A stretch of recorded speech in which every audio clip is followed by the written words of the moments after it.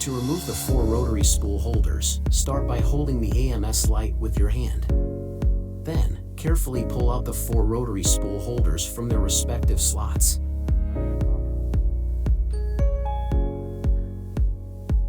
Next, to remove the feeder module, follow these steps.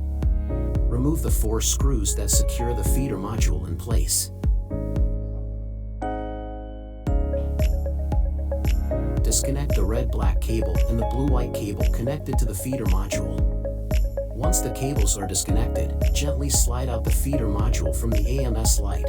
Next, to remove the AMS stand, perform the following. Remove the 4 screws that secure the AMS stand in place.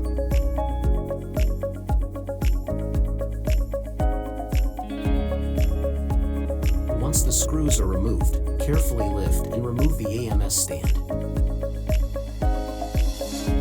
Remove the 2 grooves to detach the AMS left feeder unit, 1 and 2.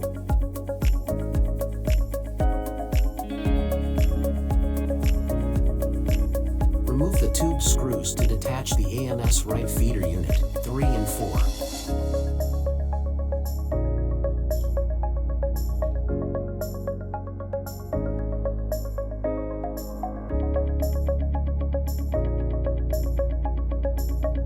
According to the logo orientation on the connecting rod, align the feeder unit with the connecting rod.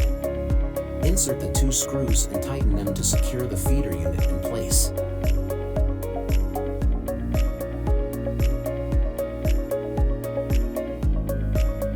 Repeat the same steps to install the AMS left feeder unit, 1 and 2, on the connecting rod.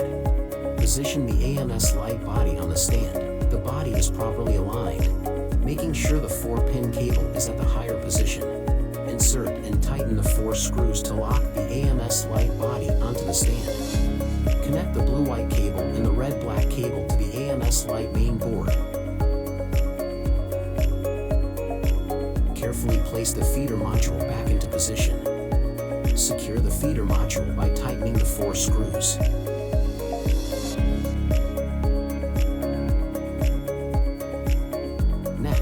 Install the rotary spool holders. Match the colors of the rotary spool holders with their respective slots. Carefully insert and secure each rotary spool holder into its corresponding position. Make sure all connections are secure and properly aligned for optimal functionality.